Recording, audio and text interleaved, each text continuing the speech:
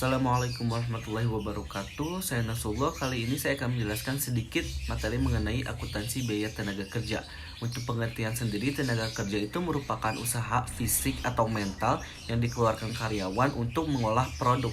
Sedangkan biaya tenaga kerja itu ialah harga yang dibebankan untuk tenaga kerja manusia. Nah, untuk penggunaan penggolongan organisasi perusahaan, menurut fungsi pokok dalam perusahaan, biaya tenaga kerja produksi itu ada gaji karyawan pabrik, biaya kesejahteraan karyawan pabrik, dan upah lembur karyawan pabrik, serta upah mandor pabrik, juga gaji manajer pabrik. Sedangkan untuk biaya tenaga kerja pemasaran terdapat upah karyawan pemasaran, biaya kesejahteraan karyawan pemasaran, biaya komisi pramuniaga, lalu gaji manajer pemasaran. Sedangkan untuk biaya tenaga kerja administrasi dan umum itu terdapat gaji karyawan bagian akuntansi, gaji karyawan bagian personalia, dan gaji karyawan bagian sekretariat.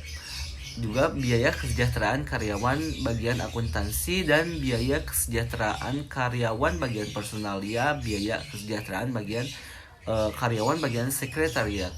Sedangkan penggolongan menurut kegiatan departemen-departemen dalam perusahaan, yaitu yang pertama departemen produksi. Suatu perusahaan terdiri dari 3 departemen, yaitu bagian pulp, bagian kertas, dan bagian penyempurnaan. Yang kedua yaitu departemen non produksi yang dapat digolongkan menjadi biaya tenaga kerja bagian akuntansi, lalu biaya tenaga kerja bagian personalia, dan lain sebagainya. Penggolongan menurut jenis pekerjaannya, misalnya dalam suatu departemen produksi itu tenaga kerjanya digolongkan sebagai berikut, yaitu operator menjadi upah operator, mandor upah mandor, penyelia atau superintendent menjadi upah penyelia.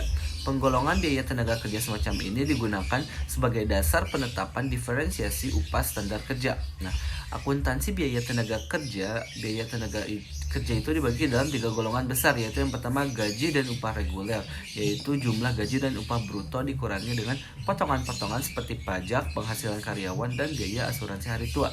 Yang kedua yaitu premi lembur, yaitu bekerja lebih dari jam yang ditetapkan tapi akan diberi upah.